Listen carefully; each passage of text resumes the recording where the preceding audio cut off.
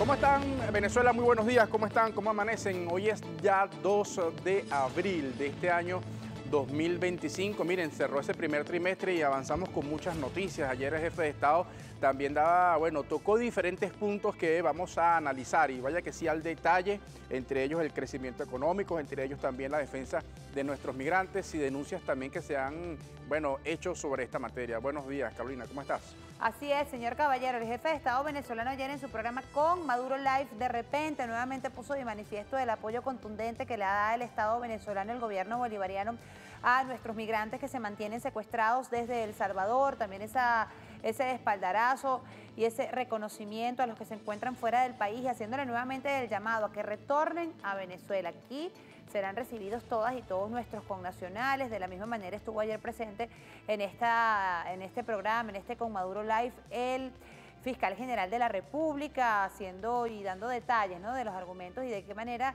el Estado venezolano legalmente está asistiendo a nuestros migrantes que se encuentran pasando por esta situación tan delicada. De la misma manera también hacía referencia en relación al tema económico muy importante y a pesar de estas sanciones, de este bloqueo, de estos aranceles que siguen dando de qué hablar, Venezuela sigue apostando al crecimiento económico, apostando a nuestras empresas y a los inversionistas que deseen invertir, valga la expresión, en Venezuela. Vamos a estar bien pendientes. Ahí ayer la vicepresidenta también, vamos a comentárselo en algunos minutos, ha desmentido una información. Ha aparecido un medio de comunicación internacional sobre el tema de la producción petrolera, ¿no? La guerra es con medidas coercitivas, pero también la guerra es informativa desde el exterior.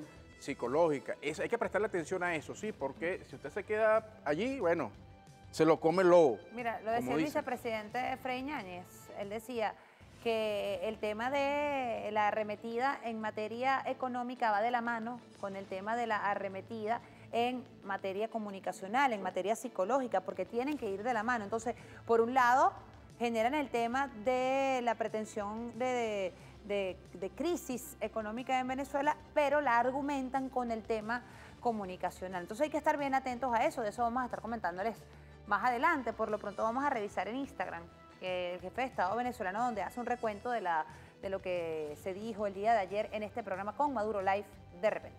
Sí, ahí está, fíjense ustedes, vamos a ver el detalle, ahí está, y dice así iniciamos abril, un mes rebelde de victoria, de historia, de milicia, de fusión militar popular policial y de Semana Santa. Nos conectamos desde el programa Maduro Live de repente, donde compartimos buenas noticias, retos y avances para el país. Ahí precisé lo siguiente.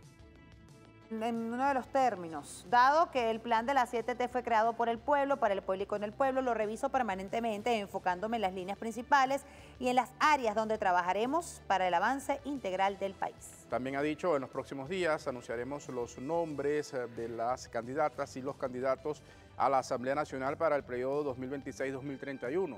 Bien, el tanque del pensamiento de la Internacional Antifascista se realizará los días 3 y 4 de abril, un seminario sobre la criminalización de la migración y los derechos humanos de los migrantes en la Casa Amarilla de Caracas. Los invito, eso va a ser mañana y pasado. El jefe de Estado ha dicho también, y hay una cita, a través del plan Juntos Todo es Posible, trabajamos en la imponente sede de la Universidad Nacional de las Comunas, ubicada en el estado Carabobo. También para impulsar con fuerza la formación del nuevo liderazgo comunal, designa el compañero Jorge Arreaza, rector de la Universidad Nacional de las Comunas. Ha dicho también el jefe de Estado, estamos preservando en el ámbito del derecho internacional y cada día profundizando en el derecho público constitucional de El Salvador con respecto al tema de la defensa de nuestros migrantes. Así es, y también ya lo había anunciado, pero el día de ayer se materializó la firma, el decreto de exoneración de impuestos municipales, una medida destinada a impulsar la actividad productiva primaria. Seguimos en batalla y en victoria, y el jefe de Estado adjunta imágenes allí de lo que fue precisamente ese programa el día de ayer, bien nutrido en materia informativa. Uno de los puntos más importantes tiene que ver con el avance económico de nuestro país, las acciones que ha tomado también nuestro país para hacer frente a estas medidas coercitivas, la imposición de nuevas sanciones, la pretensión, por cierto, el jefe de Estado también el día de ayer reflexionaba y justamente respondía, ¿no?, a esta insolente agresión, no solo del señor Marco Rubio, sino su vinculación también con esta señora de la extrema derecha, María Corina Machado, el señor prófugo de la justicia también, Edmundo González, fijaba posición sobre diversos puntos. Sobre lo económico... De eso, que ellos están atrás de toda esta patraña que se sigue que se sigue tejiendo en contra de Venezuela. Ellos están atrás porque ahora se sienten guapos y apoyados con Marco Rubio, entonces esta señora María Corina pretende seguir, y es infame, por cierto, eso lo vamos a hablar más adelante, pero por cierto, una comunicación, ¿no?, que emitiera incluso avalando el despojo de nuestra Guayana Esequiba, ¿no?, y dándosela a Guyana. Qué descaro, ¿no?, qué antipatriotismo y qué antivenezolanidad. Hay cosas bien increíbles, ¿no?, Absurdas, que están ocurriendo, además que se ratifican los intereses, la vinculación de María Corina Machado con Marco Rubio sobre el tema petrolero y para despojar al país de nuestros recursos. Pero el jefe de Estado se refirió al tema económico. Vamos a ver lo que ha dicho sobre el avance en esta materia. Tuvimos un crecimiento económico de 4.5% de la economía real, una economía que tiene su propio motor, su propio impulso. Pero a nivel de recaudación, tengo que decir que aumentamos el 22% en comparación con el 2024. Buenas noticias, buen augurio. En términos de cifras, recaudamos 2.780 millones de dólares, 502 millones más que en el año 2024. Eso es crecimiento económico. Y esa riqueza, ese dinero, ¿para dónde va? Para los bancos comunales, para los proyectos vecinales, para las grandes misiones. Inversión social. Y para mejorar el ingreso integral de los trabajadores, que lo vamos a mantener indexado, llueva, truene o relampaguee. Por acá me mandó la rectora de la Economía, precisamente es el decreto que suprime todos los tributos que durante un año se cobran a los sectores productivos en los municipios, para que en este año, donde vamos a enfrentar y superar estas perturbaciones, podamos nosotros darle esta garantía, esta facilidad a los sectores productivos, y firmo el decreto para que sea publicado mañana en Gaceta Oficial. Aprobado. Bueno, así es, lo ha anunciado el jefe de Estado venezolano, lo reitera, el tema del crecimiento económico, cómo poco a poco nos seguimos sobreponiendo ante estas medidas coercitivas, este bloqueo, y para nada se tiene a la luz de que se vayan a eliminar, más bien se siguen acrecentando, incrementando, pero bueno, hay acciones que contribuyen a la mejora de todas y todos los venezolanos, y parte de esas mejoras las vamos a ver ahorita, señor Caballero. Y parte de esas mejoras y de lo que tiene que ver con las fortalezas que tiene nuestro gobierno y también el compromiso que tiene el pueblo venezolano se ven los tributos, el compromiso que tiene el venezolano con la responsabilidad que acarrea el tema de los tributos. Hay una nota que recoge el CENIAT, fíjense ustedes, vamos a revisarla al detalle. Esta es la cuenta en Instagram del CENIAT, que habla justamente sobre el tema de la recaudación. La recaudación del mes de marzo dice así: más de 75 millardos de bolívares recaudó el CENIAT durante el mes de marzo, cumpliendo las directrices del presidente Nicolás Maduro y siguiendo los lineamientos del Superintendente Nacional Aduanero y Tributario José David Cabello. El Servicio Nacional Integrado de Administración Aduanera y Tributaria CENIAT alcanzó una recaudación de 75 millardos 577 millones 661 mil 677 bolívares. Es importante resaltar que el CENIAT recaudó 172 millardos 487 millones 372 mil 809 bolívares desde enero a marzo del presente año. El superintendente Cabello manifestó que estas cifras reflejan el compromiso del pueblo venezolano con la cultura tributaria, además que expresa la intención clara del Ejecutivo Nacional de seguir recaudando recursos para el bienestar social y económico del país, tal como lo contempla la primera transformación del plan de las 7D. Recaudar es vencer. Vamos a revisar, bueno, una gráfica. Número. Sí, porque además se ratifica el tema de la continua recuperación, claro, porque el tema de la recaudación, el pagar impuestos, también tiene que ver con el fortalecimiento, la recuperación económica del país, las 7 transformaciones, la agenda económica que ha planteado el jefe de Estado y en la cual participan diferentes sectores, el sector público, el sector privado, los empresarios. Así es, vamos a presentarles, mejor dicho, esta lámina que da cuenta precisamente de eso que usted señala, señor Caballero, y es el tema de la recaudación.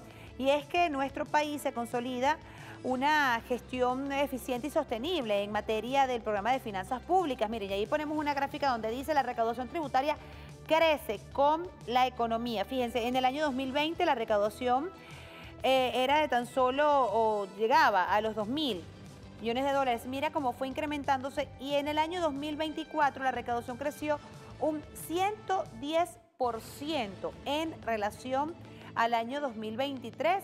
¿Qué contribuye a esto? O esto es gracias a qué? Al fortalecimiento del sistema del cobro de los tributos, modernizar el sistema fiscal y también garantizar la inversión en electricidad y combustible. Esto va a contribuir a ello en el tema de los servicios públicos. Crecimiento económico presiona la demanda de energía y se requiere consolidar la producción de crudos livianos aptos para ser utilizados como alimento del tema eléctrico en nuestro país. Importante, ahí se evidencia cómo se sigue creciendo el tema de los tributos. Bueno, y esto va de la mano con todo lo que tiene que ver con el crecimiento económico. Sí, y hablando... Son ingresos no petroleros. No petroleros, sí, tienen que ver con el tema del aporte que dan los contribuyentes. Y hablando también del tema económico, vamos a revisar una publicación que hace la vicepresidenta ejecutiva de la República, fíjense algo, y casualmente, recientemente el gobierno venezolano acaba de anunciar lo que tiene que ver con crecimiento. Ya Venezuela supera bastante ampliamente el 1.000.000 de barriles de producción diaria. Es una información que ha recientemente salido y resulta que ahora Reuters, qué casualidad, ¿no? Venezuela da a conocer la realidad de Venezuela, de lo que está ocurriendo, y Reuters saca una nota que ha sido desmentida, un fake news de esta agencia internacional de noticias Reuters, que dice exportaciones petroleras de Venezuela cayeron 11.5% en marzo, ¿no? Esto es un fake news y la vicepresidenta ahí, como ven, esta publicación, falso. Ahí lo denuncia la vicepresidenta y ha colocado el siguiente escrito. Vamos a leer el contenido, dice así. La empresa de comunicación Reuters miente y se suma a la campaña contra Venezuela. La periodista que escribe esta falacia tarifada, por cierto, del prófugo de la justicia Rafael Ramírez, altera los datos verdaderos. Esto es importante, ¿no? Altera los datos verdaderos. Las exportaciones petroleras de Venezuela registraron en el mes de marzo un crecimiento de 8,78%. Venezuela exige rectificación y el cese de la patraña contra su industria energética. Nada ni nadie nos sacará de nuestro camino de recuperación, dice la vicepresidenta ejecutiva de la República, Delcy Rodríguez. Fíjense ustedes que es interesante lo que ella dice aquí. Altera los datos, han alterado los datos de producción y el crecimiento es de 8,78% en marzo, no como dice Reuters, ¿no? Que habla de una baja. No, al contrario, creció 8,78%. Y para seguirle dando ese acompañamiento a esta información y mostrar la verdad de Venezuela, como siempre decimos, mostrar la realidad, no estos fake news que pretenden generarse, porque lo montan y automáticamente se reproduce para hacerlo creer verdad. No, entonces todos esos tarifados, todo eso que se le paga, que ahora no sé por dónde le pagarán, porque antes le pagaban por la USAID, ahora no sé por dónde se le pagará, pero estamos seguros que alguien está aflojando plata allí para que se le sigan pagando, para que se sigan generando este tipo de información falsa y negativa en contra de Venezuela. Miren, les seguimos mostrando datos y fíjense este gráfico que le vamos a presentar de inmediato, que desmonta esa información que Reuters ha venido o pretendió, ¿no?, mostrar a través de sus redes sociales. Vamos a presentarles cómo ha ido en crecimiento la producción de petróleo en nuestro país. Recordemos que en días o momentos como en el año 2022, que fue una baja importante, que solamente llegamos a 692.000 millones de barriles por día, o 692, rectifico, 692 millones de barriles diarios, subimos y aumentamos a más de 1 millón de barriles diarios para el año 2024. Repito, para el año 2022 solo se producía 692 millones de barriles diarios. Y para la fecha, miren, 1.016 millones, vamos en ascenso, para que ustedes vean, ¿no? Bueno, ahí está. Pese a las sanciones, 192 barriles diarios. Sí, 692.000 y Venezuela ahorita 692.000 en el año 2022 y en el año 2024 1 millón. Así sí, de 609, como tú dices, 692.000 de 692.000 a más de 1 millón. Más de 1 millón. A más de 1 millón. Esta cifra recoge, mientras vean en la gráfica, hasta diciembre de 2024. Ya se han dado cifras de lo que es el inicio de este año 2025 y el incremento, bueno, sigue Venezuela recuperando su potencial en materia petrolera. Pero fíjense algo, vamos a revisar también porque Donald Trump ha dicho esta política agresiva que tiene contra el tema de aranceles, inclusive contra sus aliados políticos, ¿no? Contra, por ejemplo, Canadá, lo ha dicho, contra, por ejemplo, Argentina, contra, por ejemplo, España. Y hay una nota que recoge, sí, fíjense ustedes esta nota que dice así, ahí está. El mundo se prepara para una guerra comercial con Trump por sus aranceles. Fíjate, destaca lo siguiente. Allí hay que destacar que el día de hoy, señor Caballero, 2 de abril, Donald Trump impondrá a diversos países este tema de los aranceles, violando las leyes del comercio internacional, incluso afectando a sus propios ciudadanos, ya que estos aranceles aumentarán los precios en Estados Unidos, disminuyendo el consumo y ralentizando su propia economía, lo que puede ocasionar una caída del PIB en los Estados Unidos. Bueno, vamos a ver qué va a pasar. Vamos a ver qué va a suceder ahora cuando se dé este anuncio y a quién, porque él quiere imponerle aranceles pareciera que al mundo entero, ¿no?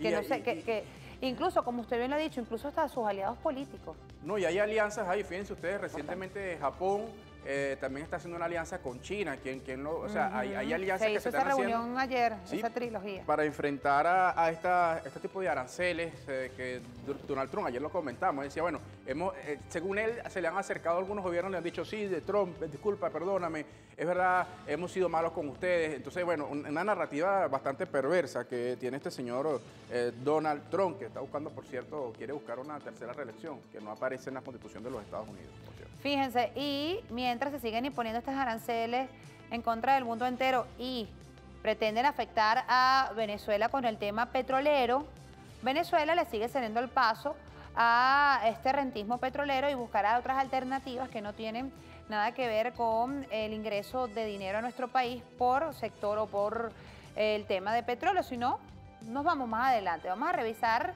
lo que nuestra vicepresidenta ejecutiva ha publicado a través de su cuenta en Instagram, y fue una reunión que se sostuvo el día de ayer, y dice: estuvimos en reunión de trabajo con representantes de la agroindustria nacional, dando seguimiento al encuentro del presidente Nicolás Maduro en el Consejo Nacional de Economía, en el que hizo importantes anuncios para el país en el marco de la producción o del Plan de Producción, Abastecimiento y Exportación PAE, cuyo objetivo es fortalecer cada motor económico en su cadena productiva. Vamos a ver el video. Miren, en ese video se evidencia y se observa este encuentro que sostuvo nuestra vicepresidenta ejecutiva de la República con el sector agroindustrial nacional para seguir precisamente avanzando en el marco de la producción y abastecimiento y la exportación de nuestro país. Ese programa PAE, bueno, se sigue avanzando, y la jefa y la vicepresidenta Delcy Rodríguez sostuvo este encuentro el día de ayer. Vamos a ver. Ajá, ahí está. Fíjense ustedes, ahí está este crecimiento que sigue experimentando Venezuela, estas alianzas tan importantes que se siguen desarrollando. Vamos a revisar igualmente otra publicación, en este caso. Otras informaciones. Sí, otras informaciones del mundo 2.0. Cerramos este tema del tema económico, sí. Claro, y vamos a pasar ahora, exacto. Vamos a pasar ahora, a ver. Ahí estamos, listo. Hay un tema importante que se ha hecho viral el día de ayer, de hecho antier en la noche, de unos jóvenes de nacionalidad venezolana que supuestamente estaban por Europa, beisbolistas, haciendo una gira por allá, jugaron supuestamente niños, en Italia, niños, sí. Y menores de edad, es muy grave, ¿no? Lo cierto es que Venezuela ha fijado posición sobre esta situación. Vamos a leer el comunicado que ha emitido la República Bolivariana de Venezuela y que publica el canciller Iván Gil a través de su cuenta en Instagram. A ver. Sí, ahí lo tenemos. Ahí está. Leemos para ustedes. Dice así: la República Bolivariana de Venezuela, a través de la Cancillería y el Ministerio del Poder Popular para el Deporte, han tenido conocimiento de un grupo de jóvenes beisbolistas venezolanos que se encuentran bajo la supervisión de autoridades españolas desde el 31 de marzo del año 2025. Igualmente dice el comunicado, el gobierno de Venezuela ha iniciado una investigación para esclarecer los hechos y determinar si existe posible trama de tráfico de personas vinculadas a estos casos. Asimismo, denunciamos el uso reiterado de figuras jurídicas del derecho internacional con fines políticos por parte de algunos gobiernos, quienes buscan desacreditar a Venezuela y manipular a jóvenes talentos para alimentar una narrativa fascista y neocolonial.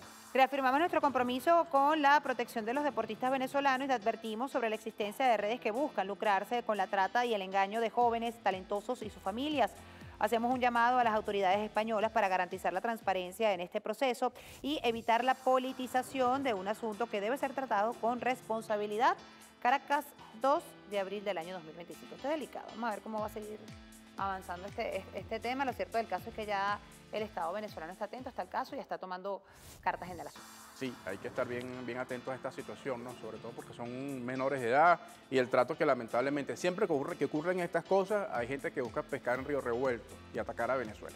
Amigos, vamos a establecer nuestra primera pausa a 11:23 minutos de la mañana. A la vuelta vamos a estar conversando de dos temas muy importantes. El primero tiene que ver precisamente con lo que anuncia el jefe de Estado venezolano, con todas las acciones que se están llevando a cabo y emprendiendo, con el tema del abuso que están siendo objeto nuestros migrantes que se encuentran en Estados Unidos y los que han sido llevados a El Salvador. ¿Cuáles son las acciones que está emprendiendo el Estado venezolano? ¿Qué podemos hacer todas y todos los venezolanos con ese acompañamiento que le debemos dar a las familias que lamentablemente están pasando por esta situación? Por cierto, hoy en la tarde va a haber otra movilización acá en la ciudad de Caracas precisamente para darles espaldarazo y ese acompañamiento. Y el otro tema que vamos a estar abordando, señor Caballero, tiene que ver con las candidaturas de cara a las próximas elecciones del 25 de mayo de gobernadores, diputados a la Asamblea Nacional y Consejo Legislativo. ¿Con quién nos vamos a tomar el cafecito para hablar de esos temas? Sí, vamos a hablar con Gilberto Jiménez, quien, bueno, ya ustedes saben, lo veíamos el día lunes durante lo que fue el anuncio de estas candidaturas. Ahí se leyó un texto, por cierto, un documento que da cuenta de que estos candidatos, en el caso de la gobernación, bueno, han sido por consenso, además cuentan con el apoyo completo del Gran Polo Patriótico y el presidente, vale la pena decir el contexto, ha dicho que ya en los próximos días se van a anunciar los candidatos a la Asamblea Nacional, también Consejo Legislativo, seguramente. Así es, amigos, pausa. Recuerden todas nuestras plataformas a su disposición, @Café en la Mañana, Instagram, TikTok, red social X. También estamos transmitiendo en vivo a través de nuestras plataformas. El señor Caballero es el Caballero TV por Instagram y TikTok, y mis cuentas personales en Macaro Agurto por todas mis redes. Pausa cortica, no se aparte, ya ven.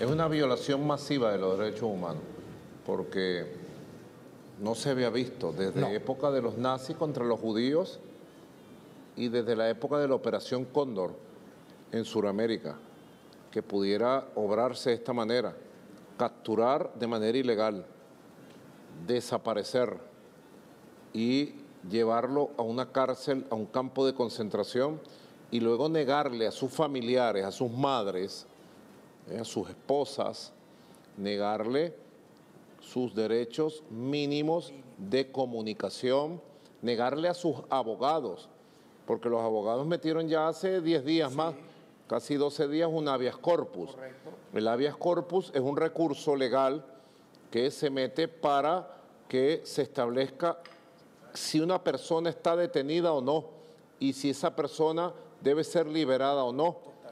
Cualquier juez puede aceptar el habeas corpus. Bueno, ahí está palabras del presidente de la República, Nicolás Maduro, sobre, bueno, aspectos importantes y que vamos a pasar a tratar con nuestro invitado Gilberto Jiménez. Este tema que sin duda está trayendo la atención, esta violación sistemática a los derechos humanos de nuestros migrantes por parte del señor Donald Trump y el señor Nayib Bukele. ¿Cómo está, Gilberto? Bueno, primero, grato estar una vez más acá tomándome un cafecito con ustedes, Emma. Saludos, Michelle, a todos quienes fielmente siguen este programa todos los días hasta las 11 de la mañana. Importantes temas para el país.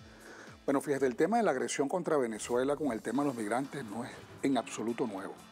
Desde el primer instante que algunos jefes de Estado salieron públicamente, hablo de los países, sobre todo del extinto Grupo de Lima, comenzaron ofreciendo villas y castillas a los venezolanos. No sé si se acuerdan. Estaba Kuczynski de Perú, Piñera de Chile, ¿cómo que se llama? Iván Duque de Colombia. Vengan los venezolanos, si no tienen pasaporte no importa, van a tener permisos especiales, van a tener trabajo, etcétera, etcétera. Ahí comenzamos a ver nosotros una intencionalidad a inducir a los venezolanos a migrar. ¿Por qué los venezolanos? Yo creo que es importante hacer un análisis. ¿Por qué los venezolanos no migrábamos anteriormente? Cuando es un hecho concreto e histórico en Latinoamérica y sobre todo Centroamérica. ¿Por qué? Sabemos que México es uno de los países con las corrientes migratorias más importantes del continente. No es Venezuela como han pretendido vendérnoslo, Colombia, El Salvador, en fin, tantos países, Perú, Ecuador. ¿Y por qué los venezolanos no migramos? Primero por el factor económico.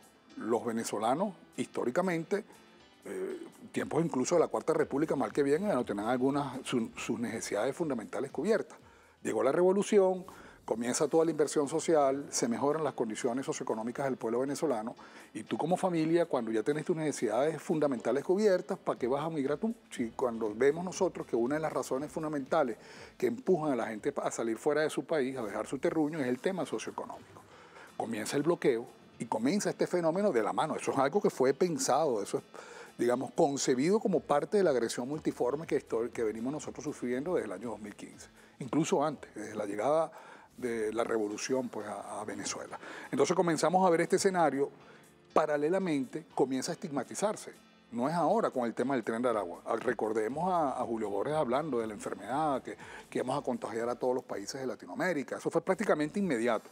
Abrieron las puertas y lo más triste es que muchos organismos multilaterales, como por ejemplo los organismos que se encargan del tema de la migración, se prestaron al juego perverso. Entonces tú los veías, los medios de comunicación, los organismos como ACNUR, ¿no? internacionales ahí, esperando que llegaran los migrantes que pasaban por el Darién y ¿qué les decían? Bueno, para yo poder ayudarte, había un chantaje. Si tú quieres recibir la ayuda como migrante, como protegido, bueno, pero tienes que declararte que estás huyendo, que eres un perseguido político, etc. Entonces ahí comenzamos a ver cómo se comienza a tejer esto que se ha convertido en un drama para los venezolanos. Los venezolanos estábamos acostumbrados a migrar, recibíamos corrientes migratorias. Entonces imagínate, nos estrenamos en este tema de la migración y vaya forma de hacernos, ¿no? De una forma traumática. Ahora, esta agresión ha continuado. Sin duda alguna el tema de la migración es un problema para los Estados Unidos. En términos, primero quieren venderte que los migrantes quitan trabajo. Sabemos que los trabajos que hacen las corrientes migratorias en Estados Unidos no los hacen el pueblo estadounidense. Eso hay que dejarlo claro. Pero comienzan, acuérdense de Donald Trump, cuando decía que los mexicanos eran delincuentes, violadores, que se comían a los gatos. En aquel momento enfiló sus baterías con México, con el tema incluso de hacer el muro. Recordémoslo, ¿no? Eso es un discurso que no es nuevo. Pero esta vez en Trump 2 comienza con las presiones que se están ejerciendo de toda la gusanera, de todos estos sectores de la ultraderecha fascista dentro de los Estados Unidos, enfila las baterías hacia Venezuela. Entonces ahora todos los venezolanos tatuados son del Tren de Aragua. Entonces, bueno, lo que estamos viviendo hoy es todo este proceso de agresión contra el país. Y fíjate, cuando rompen relaciones diplomáticas, las condiciones de los migrantes es mucho peor. Veamos, por ejemplo, si yo tengo relaciones diplomáticas con un país, podemos nosotros, a través de la misión Vuelta a la Patria, que es importante recordar que casi 1 millón de venezolanos han regresado al país, de manera gratuita. El Estado ha generado las condiciones para que de manera digna regresen los venezolanos. Eso no es algo ahorita, porque vino Grenell aquí a pedir, a presionar a Maduro, como además lo vendieron a nivel de la opinión mundial, ¿no? Pero entonces fíjense, lo concreto es que cuando tenemos relaciones están dadas las condiciones para esto. Cuando no tenemos, ¿qué pasa? ¿Cuántos migrantes venezolanos? Y es bueno que la Cancillería ponga ojo en esto. El capitán Diosdado Cabello, que ha asumido la vanguardia con este tema de recibir a los migrantes venezolanos. Hay una cantidad importantísima de venezolanos atrapados entre la frontera panameña y costarricense.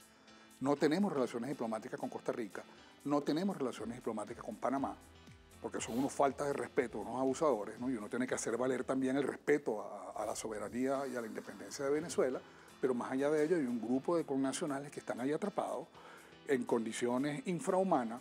No, ya no es un negocio, porque es que además Colombia, es importante recordarlo, no es solamente el ataque político de decir que hay migrantes venezolanos huyendo del régimen dictatorial de Maduro, sino además es un negocio, eso no era gratis. Colombia exigía a los organismos internacionales encargados como ACNUR y otros organismos de migraciones recursos económicos para supuestamente atender esta migración. La oposición ha quedado develado, porque además eso es como un caldo de cultivo. Comienzan las migraciones de la manera desordenada como se dio a través del Darién, todo esto que hemos vivido los venezolanos, ¿no? y las venezolanas, pero también los grupos delictivos ven ahí la posibilidad de hacer negocios. Estábamos escuchando el comunicado que hizo la Cancillería y es público y notorio el hecho concreto de que había trata de personas, que había el tema incluso de mano de obra esclava, barata, ¿no? Los venezolanos en estampida con todo eso que se le hizo, huyendo del país, tampoco que eran 7 millones como pretendían venderlo, pues. Si bien es cierto, como no hubo el control de la migración que salió, porque lo hacían por trochas, por todas partes, ya vimos la manera irregular como salieron gran parte de los migrantes venezolanos, pues no hubo ese control y bueno, hay números que se pueden manejar entre 1 o 2 millones de migrantes, tal vez un poco más, pero sin duda alguna es un fenómeno porque lo hicieron, las demás corrientes migratorias lo han hecho en muchísimos años, esto fue como una estampida lo que ocurrió en Venezuela. Entonces, ¿qué es lo que tenemos que continuar haciendo? Primero, lo que de manera correcta está haciendo el Estado venezolano, generar las condiciones dignas de retorno de los venezolanos y las venezolanas a través de esta misión Vuelta a la Patria. Recordemos que en Perú, en Panamá, en otros países, en Ecuador, se le negaba los permisos de vuelo de los aviones venezolanos, el abastecimiento de combustible, saboteando esta misión para traer a los migrantes. Creo que debemos que seguir avanzando en esto, no permitir que sean tratados como delincuentes, como lo estamos viendo nosotros en este momento, con esta estigmatización de que todos son del Tren de Aragua, y yo creo que, bueno, los organismos internacionales tienen que decir algo.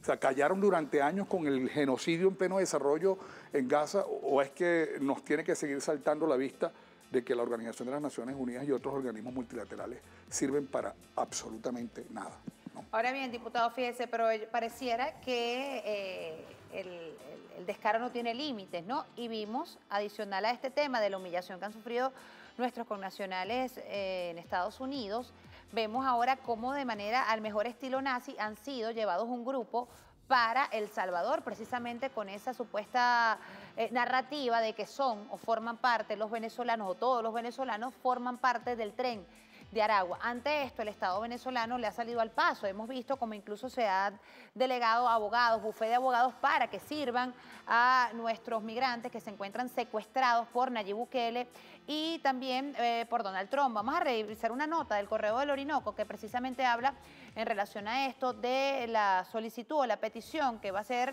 Venezuela ante las Naciones Unidas. Como usted bien lo ha dicho, se tiene que pronunciar los organismos internacionales. Tenemos la nota para presentárlesela. Ahí ya la vamos a presentar la nota. Mire, que dicen de la siguiente manera: Venezuela enviará carta a la ONU para liberación de migrantes secuestrados en El Salvador. Durante el programa Maduro Live, el presidente de la República destacó que el 2 de abril se le entrega, es decir, el día de hoy, una carta al alto comisionado de las Naciones Unidas para los Derechos Humanos dirigida a Volker Turk con el objetivo de abordar de manera urgente la situación de los migrantes venezolanos. La iniciativa fue anunciada por el fiscal general de la República, Tarek William Saab, quien destacó la necesidad de ejercer presión legal para lograr la liberación inmediata de los ciudadanos venezolanos detenidos en El Salvador. Destaca que esta carta busca movilizar a la ONU y a los gobiernos involucrados para garantizar la libertad de los migrantes y calificó su detención como un acto de secuestro. Usted bien lo ha dicho, quisiera que nos diera su comentario. Usted ha hablado precisamente en relación a eso, que se pronuncien los organismos internacionales en función a esta situación. O sea, ¿qué resulta curioso? Primero porque yo me dirijo a una teleaudiencia conformada por venezolanos y venezolanas, aunque uno no ve si son chavistas o no chavistas, ¿no?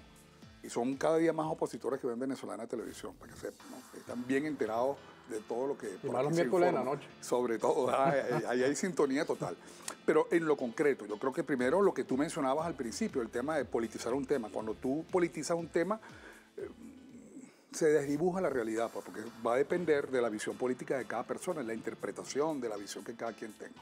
Esto es un tema que nos atañe a todo, al gentilicio venezolano, a los hombres y mujeres que nacen en esta patria, y por lo tanto tiene que ser enfrentado y afrontado por todos quienes vivimos en este país, más allá de la tendencia política e ideológica. ¿Por qué hablamos que es un secuestro? Porque se supone que para que una persona sea detenida, sea privada de libertad, tiene que haber sido sometido a un proceso, al debido proceso. Es decir, que sea juzgado y sea un tribunal que dicte de alguna manera, bueno, el delito que cometió y la falta, etcétera, el castigo. ¿Qué ha pasado con estos venezolanos? ¿Qué delito cometieron? El ser venezolano es el tener un tatuaje. Hasta ahora, lo que se ha manejado como argumento no ha sido otro. Entonces ya son personas que han sido capturadas de manera ilegal y han sido llevados, además, contra su voluntad a un tercer país, o a un segundo país, a un tercer país, porque en este caso es Venezuela, y a un tercer país. Eso lo hace Nayib Bukele porque es chévere y le gusta. Bueno, el derecho... El derecho, mire, el derecho que tiene cualquier jefe de Estado a arrastrarse es libre. Cada jefe de Estado del mundo es libre de arrastrarse como quiera hacerlo, y Nayib Bukele ha demostrado tener grandes habilidades para eso. Pero más allá de eso no es gratis. Hay un tema de recursos económicos que desembolsan los Estados Unidos, porque el tema de las cárceles en Estados Unidos es que son privadas, es un gran negocio que hay allá, y con esa desesperación que tiene, la presión que ha hecho este señor Rubio para sacar a los venezolanos allí, porque bueno, hay presiones de la gusanera venezolana a nivel político, a lo interno de los Estados Unidos, bueno, sacar a los venezolanos de allí, pero eso no es gratis. Hay un pago que hace el Estado, que hacen los Estados Unidos por cada uno de los venezolanos que está ahí. Entonces, hay un interés real. ¿Por qué Nayib Bukele no permite primero no da el listado con nombre y apellido exacto de los venezolanos que están ahí recluidos? ¿Por qué niega los derechos fundamentales de cualquier ser humano?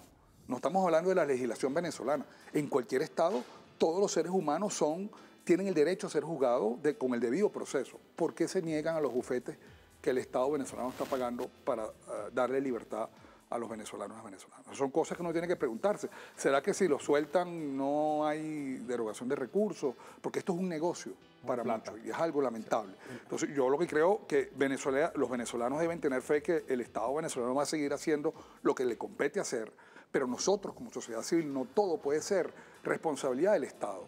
Hoy hay una marcha, yo creo que es una manera, ojalá en esa marcha nos unamos todos los venezolanos, de oposición, de derecha, de centro, de izquierda, todo, porque nadie está exento a vivir lo que están viviendo nuestros venezolanos allá, nadie.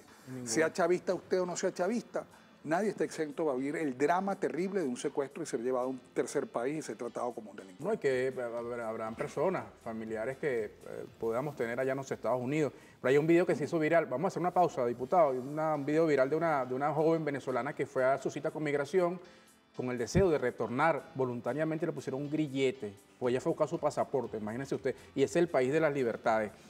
Diputado, el otro tema que vamos a tocar a la vuelta tiene que ver con lo electoral. Ya están definidos los candidatos a la gobernación con el consenso del Gran Polo Patriótico. Queda pendiente de lo que será la definición de Asamblea Nacional, consejos legislativos y más adelante después lo referido a la alcaldía. Vamos a hablar de eso a la vuelta.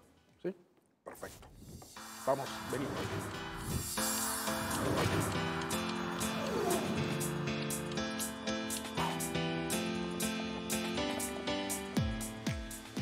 Estamos de vuelta en su programa Café en la Mañana y bueno, en este segmento vamos a hablar de lo electoral, diputado, además secretario nacional del Movimiento Electoral del Pueblo, presidente nacional del Movimiento Electoral del Pueblo. Ya se echaron las cartas de las gobernaciones. Viene la asamblea, la alcaldía. ¿Cómo está la salud del Gran Polo Patriótico de cara a ese 25 de mayo? Yo creo que la mejor demostración de que la salud del Gran Polo Patriótico es plena es justamente lo que el país entero y el mundo entero fue testigo el día de ayer, pues, de lo que vimos un documento que fue firmado en donde nosotros, por el consenso, cogimos todas las candidaturas a las gobernaciones.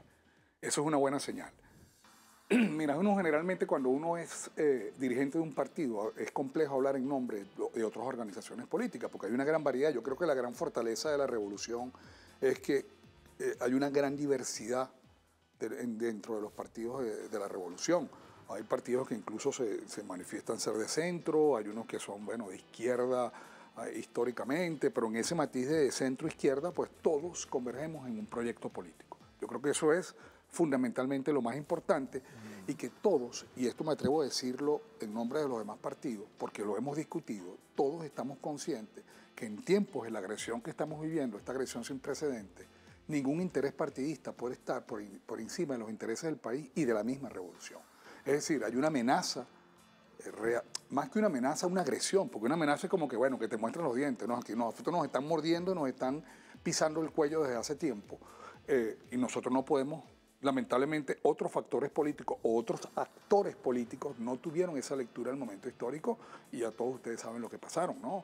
Lo que ocurrió con el PPT, lo que ocurrió con el Partido Comunista, ¿no? Con algunas figuras, no con el partido, que bueno, no tuvieron esa lectura, no entendieron y bueno, se autoexcluyeron totalmente de este proceso. Digamos, desde la visión muy personal que tengo, yo no comprometo otro partido con esto que dije. Pero aquí todos los partidos entendemos que aquí no se trata de un curul o de dos curules, aquí todos nos paramos firmes y consolidamos lo que ha resultado ser la herramienta victoriosa que es la unidad de las fuerzas revolucionarias. Así lo dijo el presidente, así lo digo yo desde la visión del Movimiento Electoral del Pueblo. Ahora, ha sido complejo, eso es una realidad. Claro. ¿No? La política no es tan sencilla y no es que nos sentamos todos, bueno, y es algo automático el consenso, hay discusiones, hay conversaciones.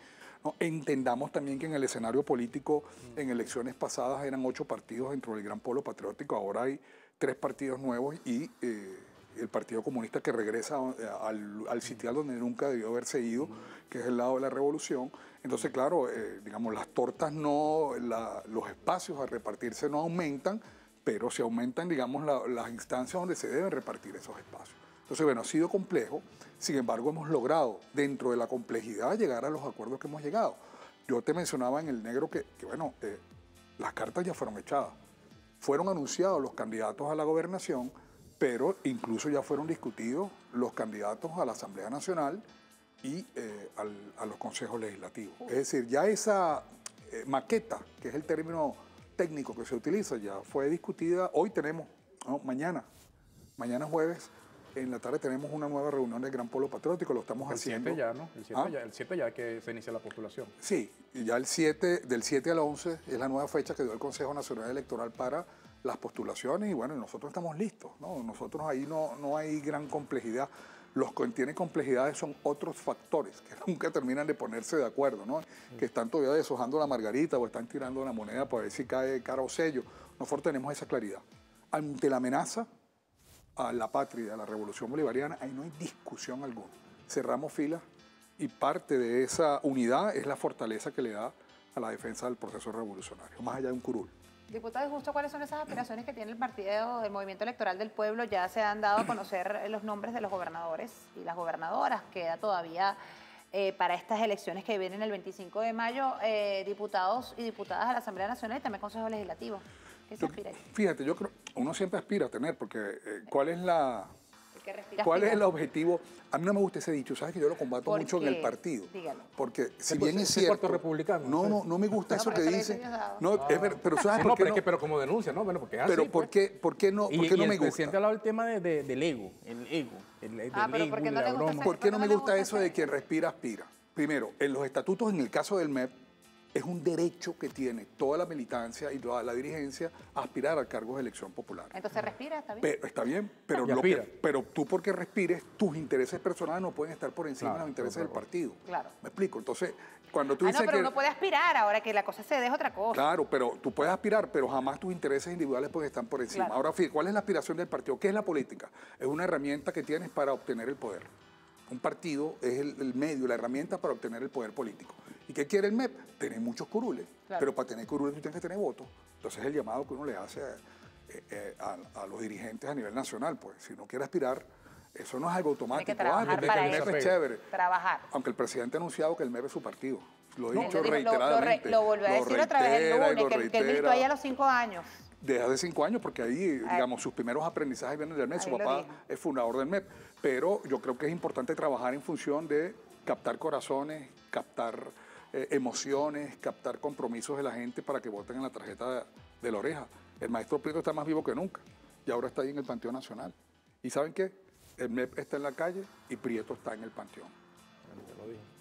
Para que más el desapego, diputado. Exacto. Mire, diputado, nos tenemos que despedir, pero le preguntamos también en relación a lo que va a venir ahora también del tema del tema político en general. Vemos una unidad que se evidenció el pasado lunes con la presentación de los diputados, de los candidatos a la gobernación y lo han dicho y lo han reiterado, se ha firmado un documento por parte del Gran Polo Patriótico de cara a esta contienda electoral del próximo 25 de mayo. Sin embargo, vemos la acera de al frente, donde hay algunos que dicen que sí van a participar, hay otros que dicen que no van a participar, hay otros que dicen que se mantenga la abstención, hay otros que dicen que bueno, que sí, pero que no, pero que más o menos se están creando hasta otras organizaciones políticas para que los que estén por allí que sí o que no tienen la opción de participar. ¿Cómo usted ve ese otro lado de la acera? Estamos viendo este lado de la acera y usted forma parte de uno de los partidos del Gran Polo Patriótico que tienen una posición clara y firme en función a lo que son estas elecciones del 25 de mayo. Ahora bien, el otro lado de la acera.